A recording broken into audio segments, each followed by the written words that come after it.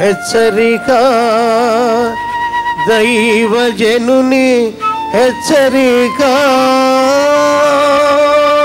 సాతానికి బాగా తెలుసండి, 2 విషయాల్లో మనల్ని ఆఫ్ చేస్తాడు వాడు.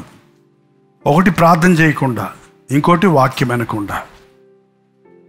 ప్రార్థన చేసేటప్పుడు నీ బాధ దేవుని సన్నిధికి వెళ్తుంది, దేవుని దీవెన నువ్వు పొందుతున్నావు. వాక్యం వినేటప్పుడు దేవుని మనస్సు, దేవుని ఉద్దేశాలు నీకు తెలుస్తున్నాయి, నీ జీవితం మారిపోతుంది.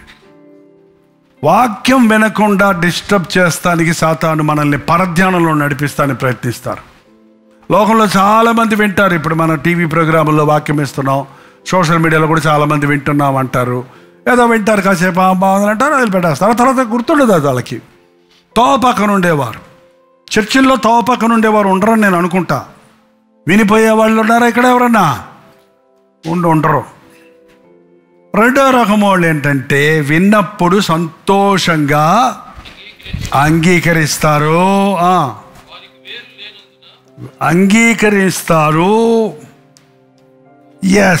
శోధన కాలము వచ్చినప్పుడు తొలగిపోతారు. 3 చదివితేనే మనకి పూర్ణమైన మీనింగ్ వస్తుంది.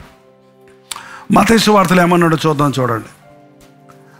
వాడి హృదయంలో నుండి వాక్యం ఎత్తుకుపోను మొదటి నేల. రెండవది, వాక్యము విని వెంటనే సంతోషంతో అంగీకరించేవాడు, అయితే అతనిలో వేరు లేనందున అతడు కొంతకాలము నిలుచును గాని వాక్యము నిమిత్తము శ్రమైనను హింసైనను కలుగుగానే అభ్యంతరపడును. 2వ రకం నేలలో ఉన్నవాడు కొంతకాలం బాగుంటాడు, క్రిస్మస్ నుంచి జనవరి వరకు బాగుంటాడు. ఏంటంటే సీజనల్ భక్తి అన్నమాట. గుడ్ ఫ్రైడే నుండి ఈస్టర్ వరకు ఎక్కడలేని భక్తి. శ్మశాన వైరాగ్యం అంటారు, మీకు తెలుసా? తెలీదా? అందుకే అప్పుడప్పుడు కొంచెం ఫ్యూనరల్ సర్వీసెస్కి వెళ్తుండండి.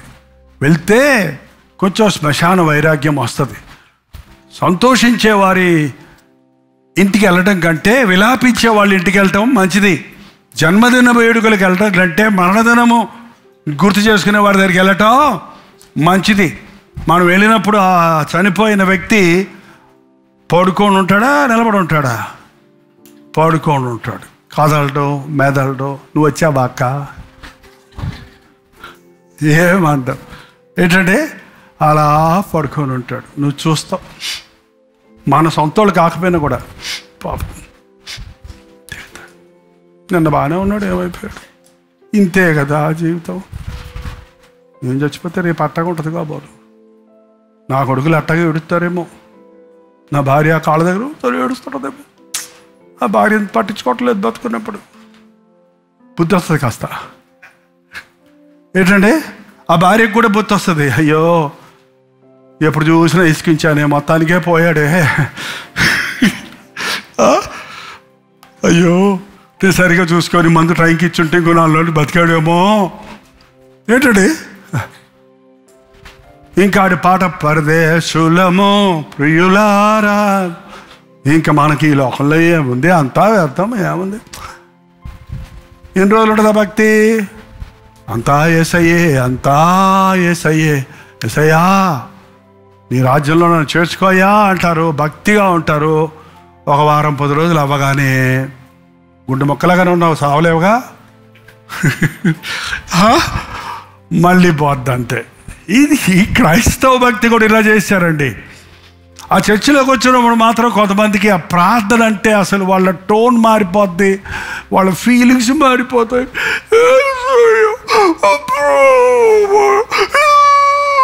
ఒకటే అత్తగారి తిట్లు గుర్తు చేసుకుని ఏడుస్తుందో, పక్కింటి వాళ్ళు వేసిన నిందలు చూసుకొని ఏడుస్తుందో తెలియదు. కానీ నిజమైన పశ్చాత్తాపం మాత్రం కాదు. ఆ టోనే ప్రార్థన అంటే అలాగే చేయాలనుకుంటున్నారు కొంతమంది. కొన్ని స్థలాల్లోకి వెళ్తే అంత చర్చ్ మెంబర్స్ అందరితో ఒకటి అయిపోతుంది. మళ్ళీ వేషధారణ చాలా ప్రమాదం అండి. ప్రార్థన వస్తే చెయ్యండి, లేకపోతే కూర్చోండి మెదలకుండా.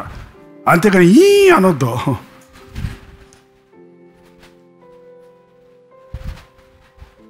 అందరు భాషలు మాట్లాడుతుంటే నువ్వు మాట్లాడకపోతే ఏదో అనుకుంటారో, నువ్వు కూడా బాబా బాబా బాబా బా. ఇంత భయంకరమైన స్థితిలో ఉన్నామండి మనం.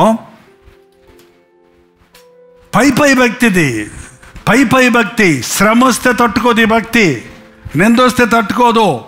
వాక్యం విషయమై ఏదన్నా ఆటంకం కలిగితే, నువ్వు అడిగిన దానికి జవాబు దొరక్కపోతే, నేను ప్రార్థన చేశాను ఏం ప్రయోజనం, నాకేం చేశాడు దేవుడు.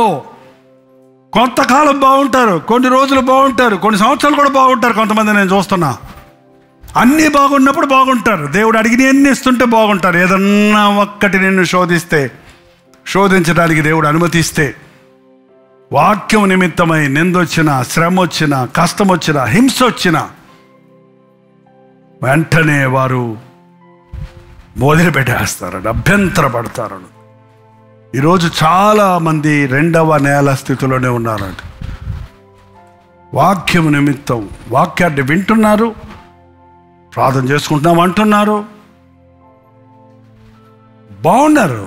కానీ ఒక్క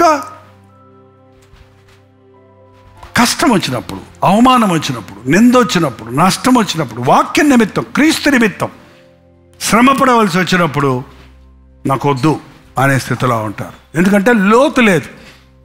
లోతు లేనిది వంటి భక్తి సరైన భక్తి కాదు. నా మాటలు విని లోతుగా తవ్వి బండ మీద పునాది వేసిన కట్టిన ఇంటిని వలె ఉండువాడు ఎవడంటే బుద్ధిమంతుడంట. మాటలు, దేవుని మాటల్ని హృదయంలోకి జొరబడి హృదయాన్ని సరిచేసుకొని క్రీస్తు మాటల ప్రకారం తన బ్రతుకుని కట్టుకునేవాడు. తుఫాన్లు వచ్చినా, వరదలు వచ్చినా పడదు ఆ ఇల్లు. ప్రార్థన. పరిశుద్ధుడా, ప్రేమగల తండ్రి, నీ సన్నిధానములో నీ మాటతో మా హృదయాలని పరిశీలించుకుంటున్నామయ్యా. వాక్యం వింటున్నామయ్యా. వినువారుగా ఉండక వినిన దాని ప్రకారం నడుచుకుని వారిగా ఉండమన్నావే. రక్షించబడ్డామని చెప్పే ప్రతి ఒక్కరూ మంచి నేలను పడిన విత్తనం వలె వారి హృదయాలలో దేవుని వాక్యం ఫలించినట్లుగా, నీ వాక్యం నిన్ను మరచి లోకాన్ని వెంబడించే వారిగా మేము ఉండక, అయ్యా నీ వాక్యం అనే ఖడ్గముతో ఇతర అపేక్షలను ఖండించటానికి మా హృదయములు నీ ఆలయముగా నిన్ను ఆరాధించే వ్యక్తులుగా మేము ఉండటానికి, మా హృదయ సింహాసనం మీద నీవు అధిష్ఠీనుడు ఉండి మమ్మల్ని నడిపించడు ఆయన. మరి దేనికి మా గుండెల్లో చోటు లేదయ్యా. వీరి తల ఎత్తి నీ నామాన్ని మహిమపరుచుకో తండ్రి. నీ నామానికి సిగ్గు తెచ్చే బతుకులు మాకు రాకుండా నిన్ను ఘనపరిచే జీవితాలను మా ఒక్కొక్కరికి దయచేయమని యేసు క్రీస్తు నామములో అడుగుచున్నాము తండ్రి, ఆమేన్. మన తండ్రి అయిన దేవుని యొక్క ప్రేమయు, కుమారుడైన క్రీస్తు యొక్క కృపయు, ఆదరణకర్త అయిన పరిశుద్ధాత్మ యొక్క సహవాసమును ఆయన ఆవరణలో కూడి వచ్చి ఆయన ఆరాధించుకున్న మనకి ఇప్పుడును సదాకాలమును తోడై ఉండును గాక. ఆమేన్, ఆమేన్, ఆమేన్.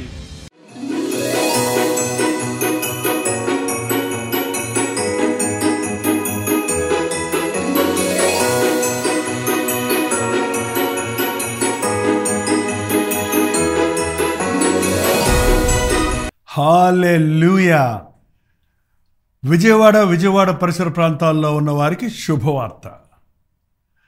కల్వరీ ఇవాంజలికల్ ఫెలోషిప్ యొక్క 41వ వార్షికోత్సవం సందర్భంగా విజయవాడలో ఈ నెల 15వ తారీఖు, జనవరి 15వ తారీఖు ఒక ప్రత్యేకమైన యానివర్సరీ ప్రైజ్ మీటింగ్ను ఏర్పాటు చేస్తున్నాం. ఈ కల్వరీ పరిచర్యల ద్వారా, జైపాల్ ఫౌండేషన్స్ పరిచర్యల ద్వారా మేలు పొందిన మీరందరూ వస్తారని, మనందరం కలిసి 41 సంవత్సరములుగా ఈ పరిచర్యలలో దేవుడు చేసిన మేలును తలస్తూ ఆయన్ని స్తుతించడానికి, ఆయనను మహిమపరచుటకు, ఆయన రాకడ వరకు ఈ పరిచర్యలు కొనసాగించినట్లుగా ప్రార్థించుకున్నటకు మిమ్మల్ని అందరినీ ప్రేమతో ఆహ్వానిస్తున్నాం.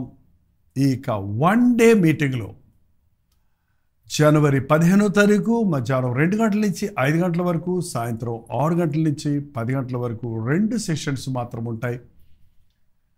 తప్పక హాజరవ్వండి. దేవుని వాక్యాన్ని ధ్యానిద్దాం, దేవుడు చేసిన మేలు తలంచి ఆయన్ని స్తుతిద్దాం. మీ దగ్గర సాక్ష్యాలుంటే రండి, మీ సాక్ష్యాలను పంచుకొని ఈ పరిచర్యను ప్రోత్సాహపరచుటకు, ప్రభువునందు పడ్డ ప్రయాస వృధా కాలేదని నిరూపించుటకు మీరు కూడా సాక్షులుగా నిలబడి.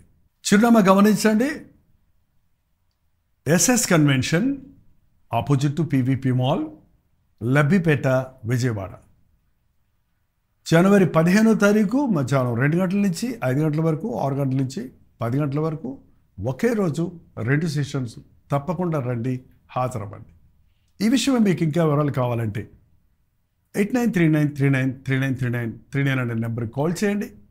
లేదంటే 8144123456 అనే నెంబర్కి మీరు కాల్ చేయొచ్చు, లేదా వాట్సాప్ మెసేజ్ పెట్టవచ్చు.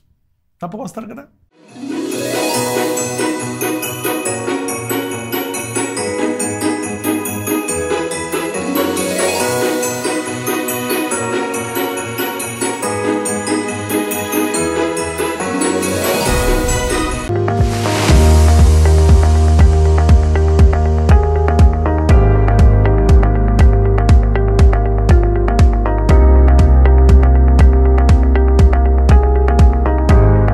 హల్లెలూయా. పాండిచ్చేరి పరిసర ప్రాంతాల్లో ఉన్న వారికి శుభవార్త.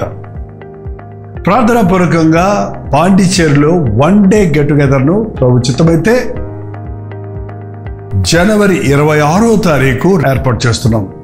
మధ్యాహ్నం 2 గంటల నుంచి 5 గంటల వరకు, అలాగే 6 గంటల నుంచి 10 గంటల వరకు 2 సెషన్స్గా పాండిచ్చేరిలో తెలుగు వారి కొరకు, తమిళ వారి కొరకు, మరి ఇతర భాషల వారి కొరకు ఈ ప్రత్యేకమైన 1 డే గెట్ టుగెదర్ ఏర్పాటు చేస్తున్నాం. మొదటిసారిగా పాండిచ్చేరి వస్తున్నాం. మిమ్మల్ని అందరినీ చూడాలని రండి, పాల్గొనండి. మీ స్నేహితులకు, బంధువులకి అందరికీ గుర్తు చేయండి.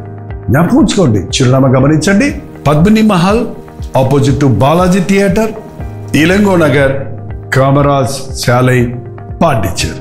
ఈ విషయమై మీకు ఇంకా వివరాలు కావాలంటే కింద ఇవ్వబడినటువంటి నెంబర్కి వాట్సాప్ పెట్టండి, లేదా 89393939 నెంబర్కి మీరు కాల్ చేయండి. మీకు అడ్రస్ లింకులు పంపించబడతాయి. రండి, మీ స్నేహితులకి, బంధువులకి అందరికీ తెలియజేయండి.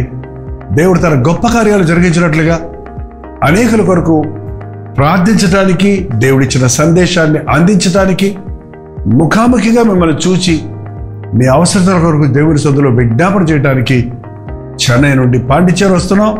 రండి, పాల్గొనండి, దీవించబడండి.